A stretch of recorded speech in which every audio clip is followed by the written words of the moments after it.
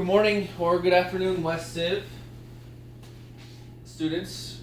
Again, welcome back to the 3083 Evelyn Street Lecture Hall. Today we're going to be continuing on talking about Unit 10, Chapters 22 through 24, our build-up to World War I. We're going to be looking at basically the topic of the day is imperialism. We're going to dive a little bit into women's rights. We're going to dive into some other revolutions and battles that happen as well. But the theme is going to be about how European nations take over Africa. And we're going to play this out practically in a game on Thursday. So pay close attention, and you'll have the keys to success on Thursday. And Thursday, by the way, is going to be a Zoom meeting, not our Google Meet usual link. We'll have a Zoom meeting for that because we're going to have breakout rooms for the game.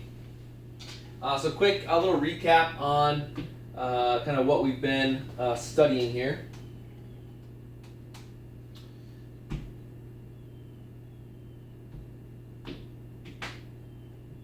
Color.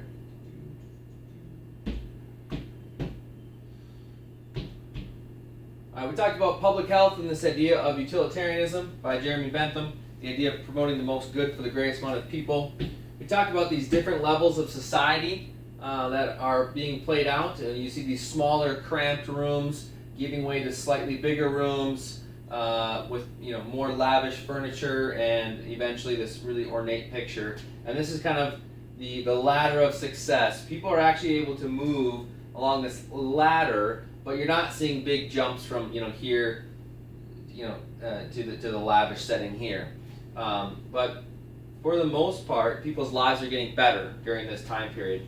Talk about city improvements with city planning and how they lay out a city, and something we looked at in Monday's assignment, and how Minneapolis is laid out.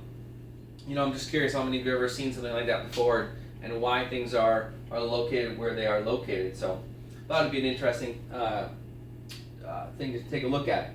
We have the rise of public transportation and the idea of germ theory and looking at how diseases are spread. Some of the feminist movements talking about the 19th Amendment in the United States. We're going to get into that. And then we have this idea of the second industrial revolution with all of the economic growth that's going on.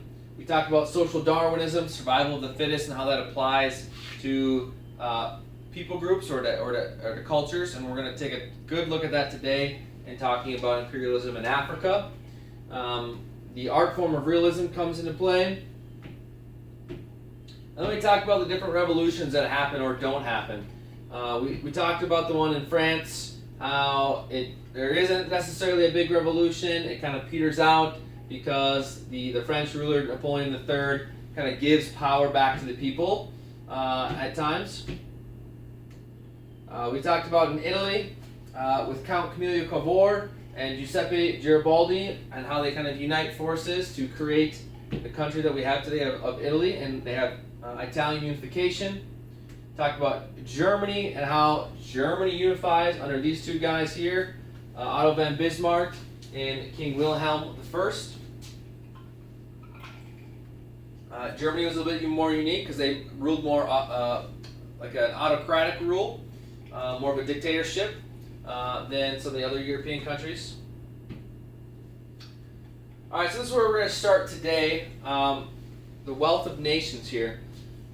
Europe and America boom. All right, at this time period, specifically in America, we have this term called manifest destiny. You're going to get all about that next year.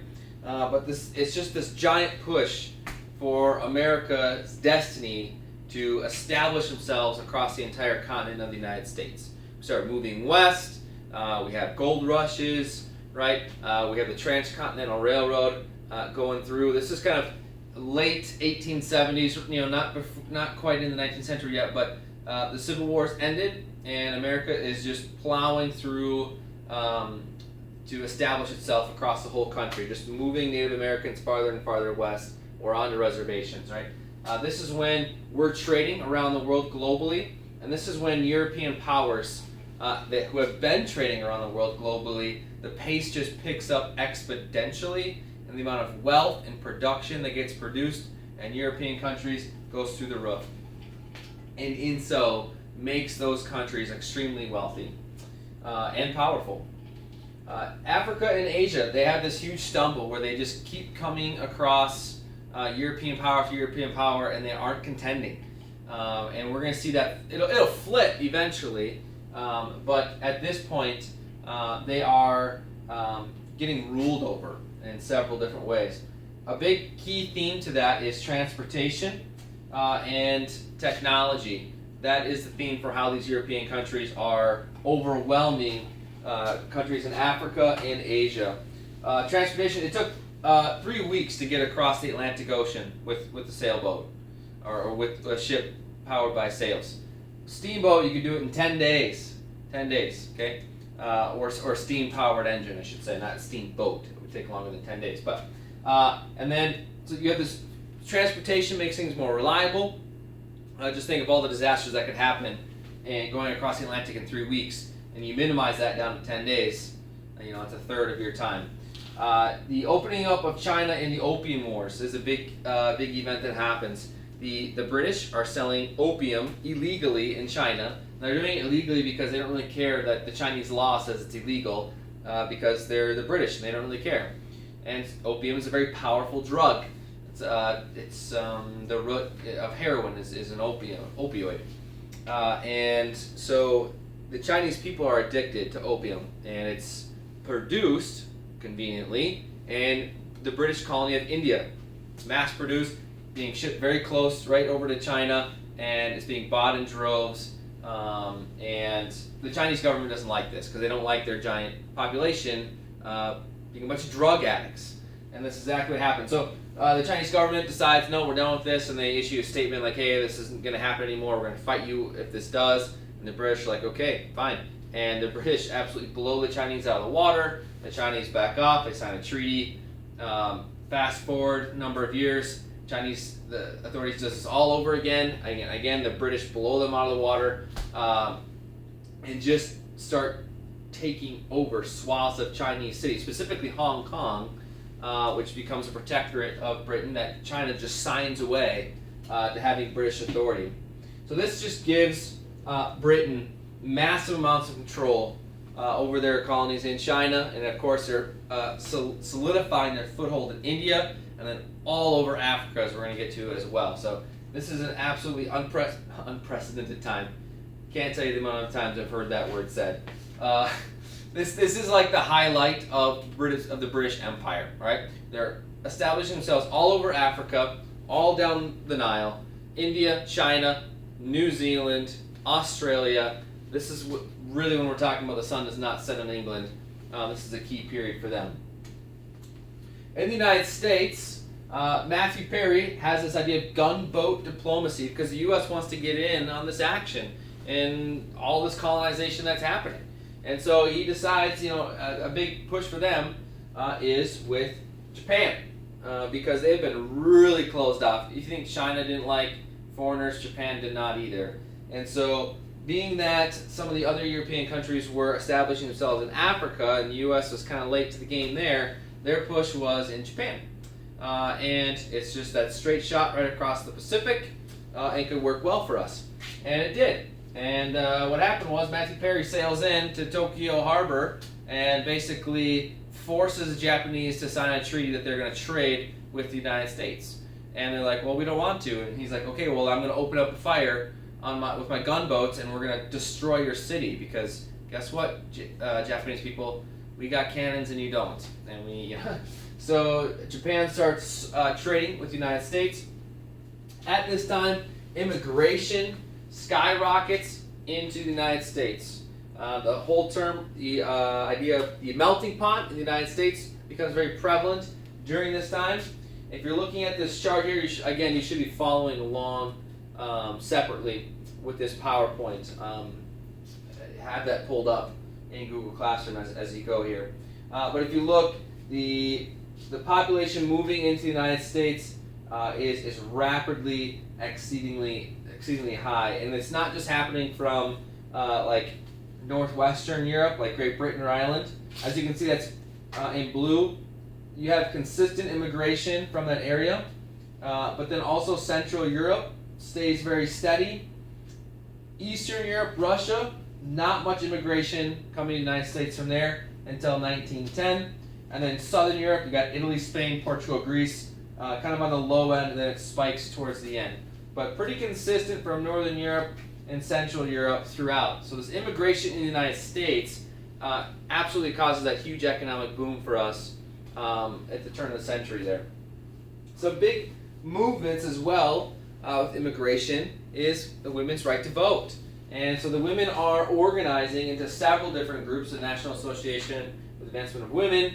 Another one, prevalent one, was the women against basically alcohol, the tolerance movement, and so they were very anti of alcohol, and at the same time, a big push was to get the right to vote with that group. And so you have the combination of forces between several different prominent women group movements into a convention, Seneca Falls Convention of 1848, and then through years and years of struggle, there's some ugly times. I mean, a lot of women trying to vote and then getting arrested for having cast a vote in elections. Some women getting sent to jail for their violent protests or for various deemed illegal activity, and they were then going on hunger strikes and not eating and getting publicity that way. And then they were being force fed, which is kind of a very brutal tactic in terms of like shoving tubes down your throat into your stomach and then pouring food down them. It's a very disgusting, forceful way to force feed someone, and these women are in their way to protest that. So through those efforts like that, gaining publicity and just all-out demand and push, women gain the right to vote. Initially, the Supreme Court strikes down some of the cases where women filed a lawsuit against the United States for discrimination, and then so if that happens, then the only other recourse for legal action would be then for the law to change, which it was with the 19th Amendment in our Constitution. That took place in 1920. Okay. All right. So one of the, like we were talking about, let's see here. Okay. All right. This is a map of Africa, and what you can see here is Britain controlling large swaths of Africa. All right. As well, France controls large areas, not as significant as the British areas. Germany is controlling parts of the country. Belgium was like just barely a country. It just became a country within like the last 10 years at this point in history, and they're already imperializing in Africa. That just tells you the power of the technology and of the Industrial Revolution and how much that gives you a leg up so quickly.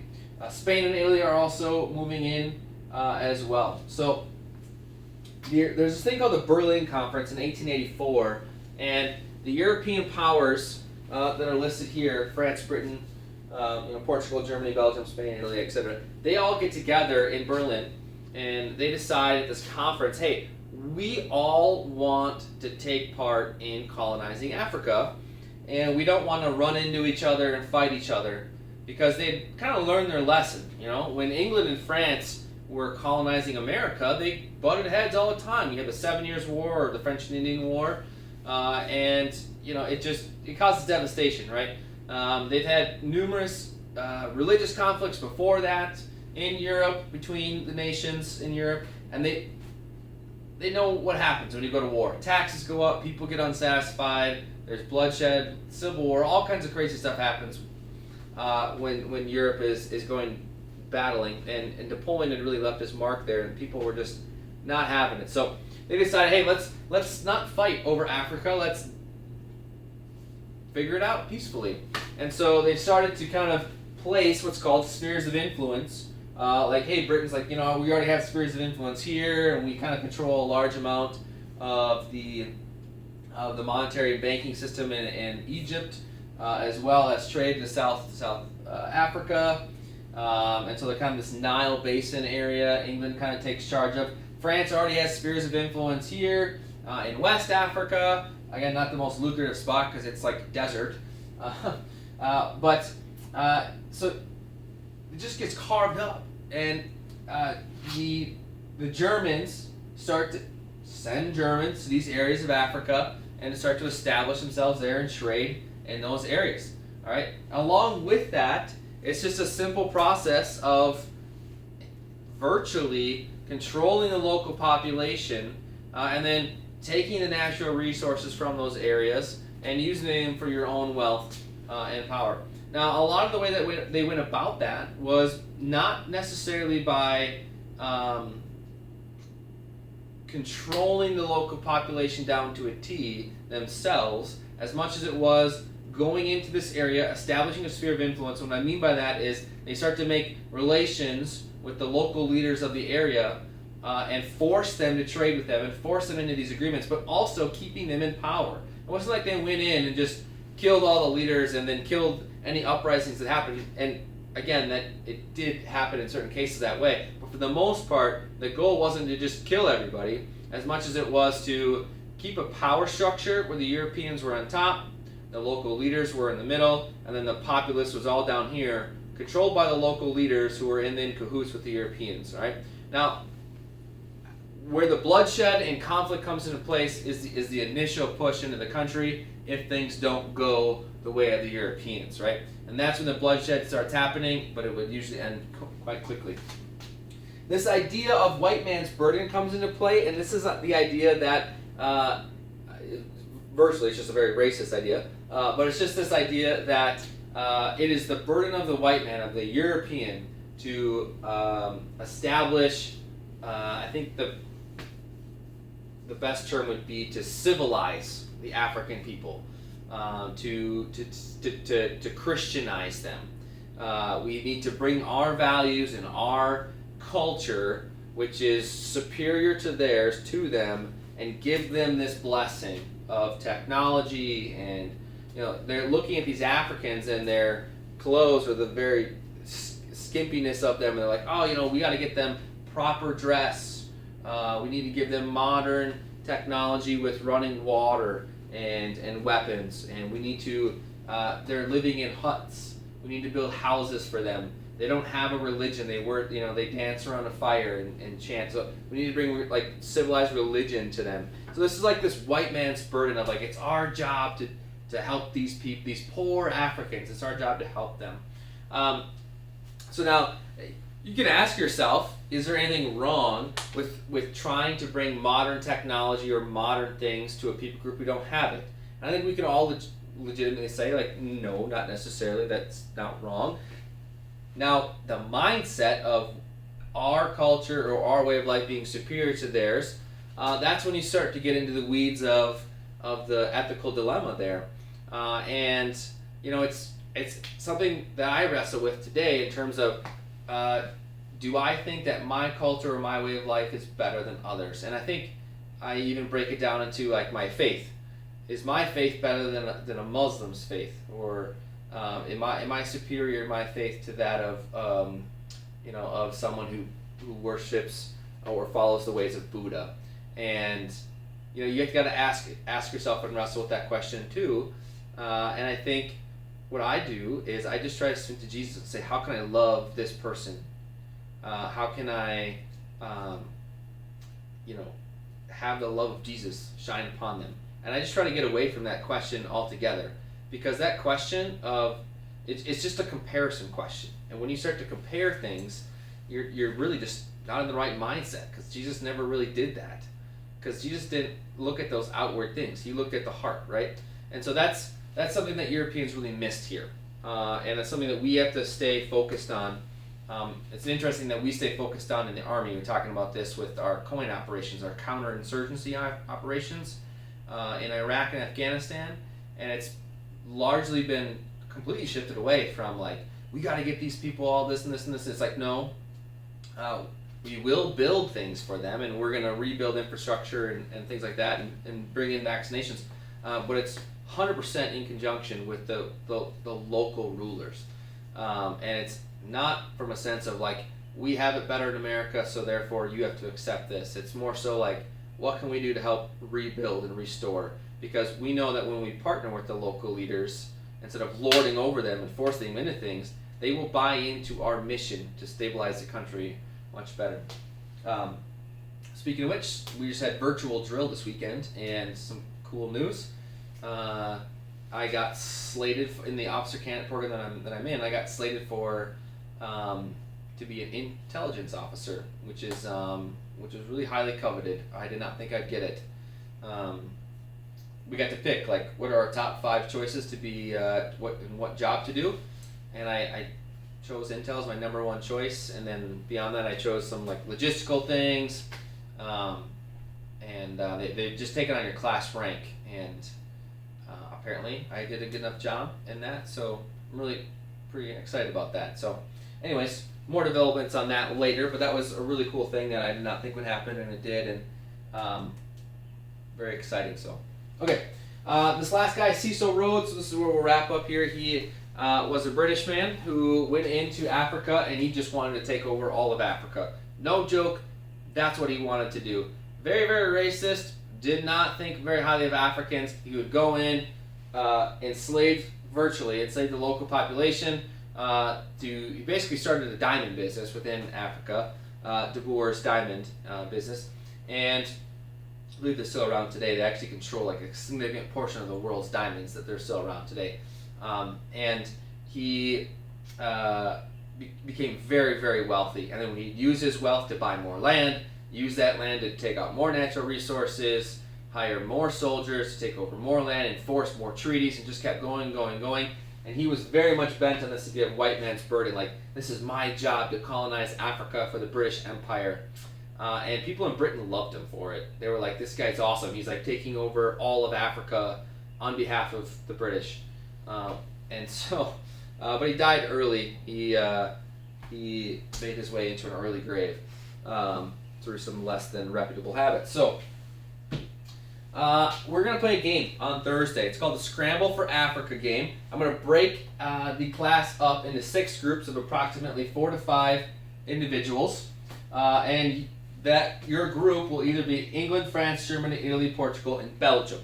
Now, what you're going to do is each country has a specific mission, which I will be telling you in our Zoom breakout rooms. And if you accomplish your mission, you win the game. You can make alliances with other countries to help accomplish your mission. You can also backstab them by saying that you're going to make alliances with them separately. And then when it comes down to it, and I ask for any other contributors, you may not offer your support, even though you might have done so earlier. So that is fully encouraged. We're going to post the rules on Google Classroom. We'll take a look at that. I'm just going to show you how this game is going to work here.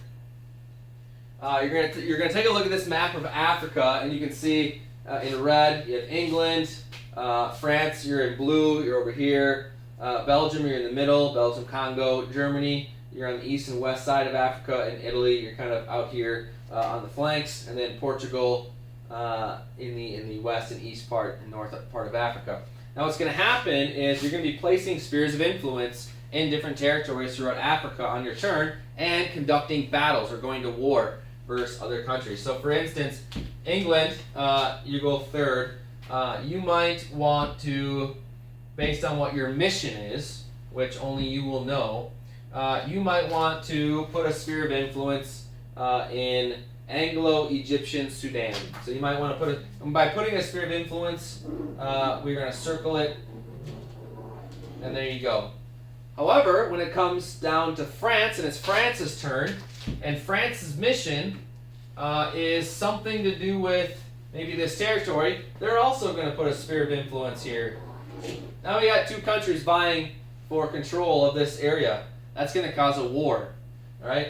England, you are going to know how many points your military has. In France, you will know how much you have. But France, you're not going to know how much points England has. In England, you're not going to know how many points France has.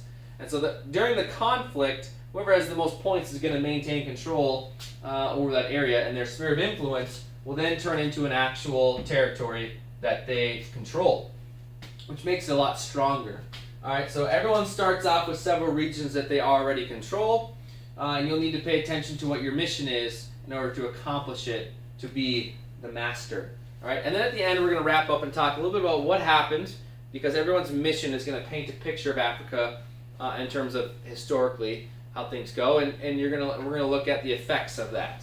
As well, we're going to kind of take a look inside and how the game was played as well. So the last thing is also attached to the Google Classroom was the crash course, Imperialism. Please watch that short YouTube video and answer the questions that go along with that, and then get that uploaded to Classroom. Okay. So, or sorry, not uploaded to Classroom. That's going to be in a Google Forms, answering those questions there. Okay. So with that, I'll see you guys in class on Thursday with the Zoom call with our groups. We'll see how this game goes. The homework with today's PowerPoint for everybody is to watch that Imperialism crash course video and answer the questions on Google Forms. So that is everyone's homework, okay? And then we'll start strategizing for the game in class on Thursday. So I look forward to seeing you guys then. Hopefully you guys have enjoyed some of the nice weather and are getting outside. So miss you guys. Talk to you guys soon.